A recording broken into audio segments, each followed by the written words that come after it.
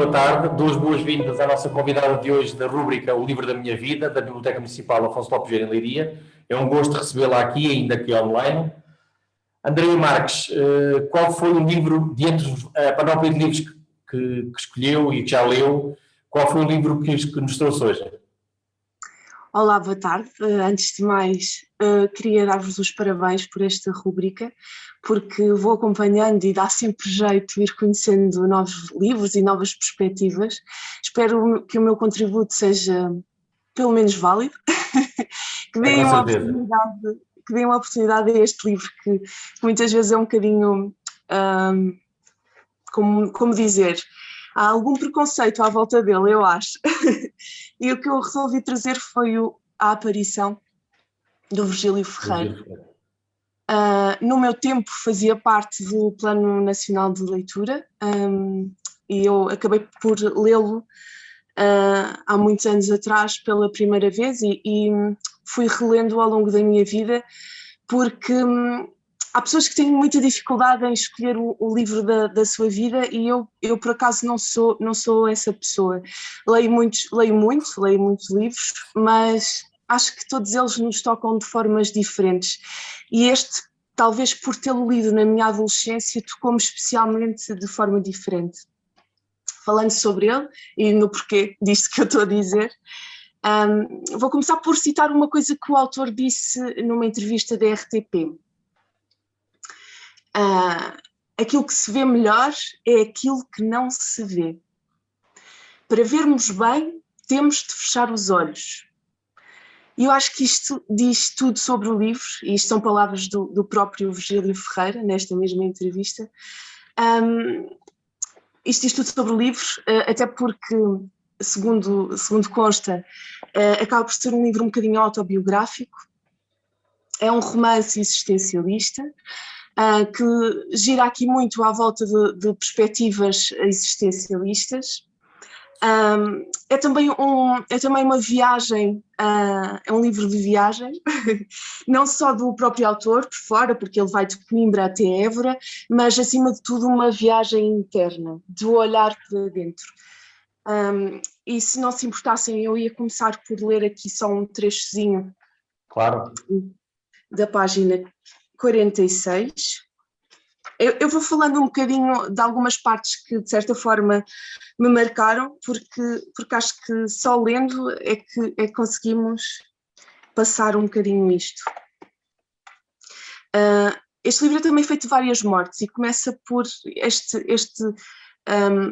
esta vida e morte, são sempre dois conceitos, dois simbolismos que vão sendo jogados muito ao longo do livro. E começa com a morte do próprio pai. E dizia ele assim: me sufoca de vertigem é ter sido vivo. É tu estares ainda todo uno para mim, na memória do teu riso, no tom da tua voz, que era lenta, sossegada nas ideias que punhas a viver entre nós, na realidade fulgurante de seres uma pessoa. Recordo-te totalizando, olhe-te. Que é que te habita? Que é que está em ti? E és tu? Não és carne. Não é o corpo, é aquilo que lá mora, é aquilo que ainda dura de ti nestas salas, neste ar, aquilo que eras tu, o teu modo único de ser, aquilo a que nós falávamos atravessando a tua parte visível. E, no entanto, sei que este tu real que te habitava não era senão a tua morada, como o espaço de uma casa, a intimidade do homem.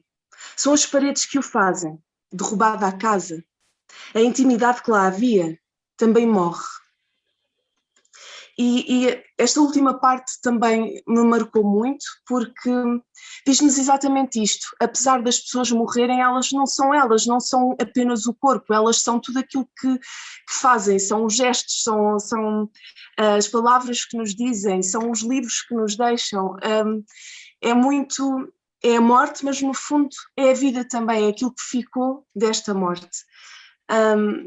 E depois lá está, ele dizia também, e recordo esta frase, que era absolutamente necessário que a vida se iluminasse perante a morte. Ou seja, olharmos um bocadinho para estas mortes, no fundo, para para olharmos para dentro e para percebermos o porquê de vivermos os dias. E o Virgílio Ferreira leva-nos muito por essa viagem também. Outra parte que me marcou muito no livro, e esta fez-me reproduzir exatamente aquilo que o personagem fez no livro, que foi quando ele se assustou por se ver. Há um trecho na página 70 que refere exatamente isto. Mas no outro dia, assim que me levantei, coloquei-me no sítio onde me vira ao espelho e olhei. Diante de mim estava uma pessoa que me fitava com uma inteira individualidade que vivesse em mim e eu ignorava. Aproximei-me, fascinado. Olhei de perto e vi os olhos, a face desse alguém que me habitava, que me era e eu jamais imaginara. Pela primeira vez eu tinha o alarme dessa viva realidade que era eu. Desse ser vivo que até então vivera comigo na absoluta indiferença.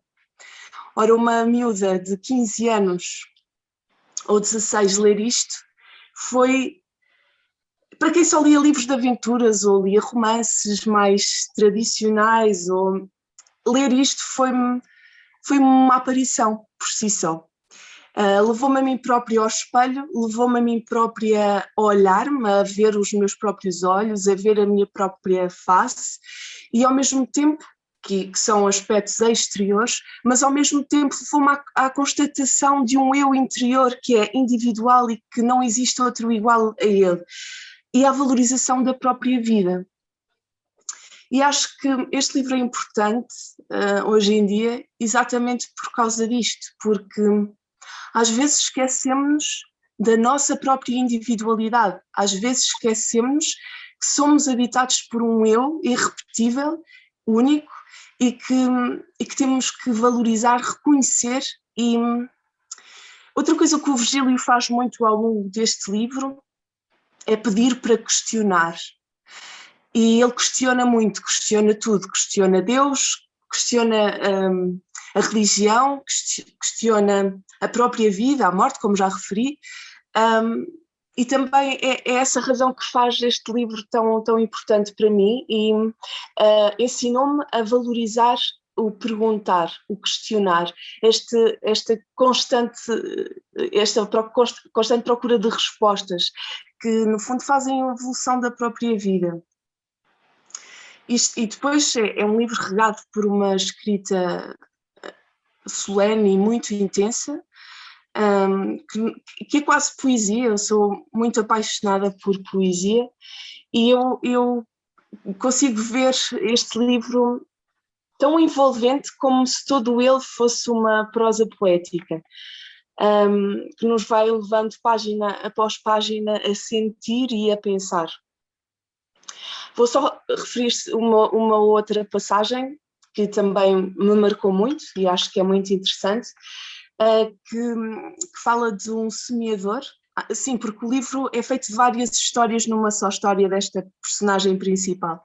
E uma das histórias é de um semeador que vai ter com a personagem principal e da outra pessoa com quem ele está, que é médico, e lhe pede um medicamento para lhe curar a mão. Porque com a idade, ele é semeador numa fazenda, com a idade ele já não tem a qualidade de semear que tinha quando era mais jovem, porque a mão já não faz a concha para conseguir absorver todas as sementes que vai lançar à terra. E o médico como que o descarta um pouco, dizendo-lhe que faz parte da vida e que ele perdeu se calhar um bocadinho da qualidade que tinha, e esta personagem acaba por suicidar-se. Isto leva-nos a questionar, leva-nos a pensar, será que temos um objetivo, uma missão na vida? Será que este semeador, terminando a sua missão, deixaria de fazer sentido continuar vivo? E são sempre este tipo de questões e este diálogo com o leitor que o Virgílio consegue ao longo do livro e que nos obriga a pensar. Não é possível ler este livro e não pensar, e não questionar, e não olhar para dentro. E eu acho todas estas questões tão importantes nos dias que vivemos, e foi por isso que trouxe este livro. E pronto, acho que é isto. É um livro de aparições, é um livro de sentidos e de sentimentos, e acho isso muito bonito.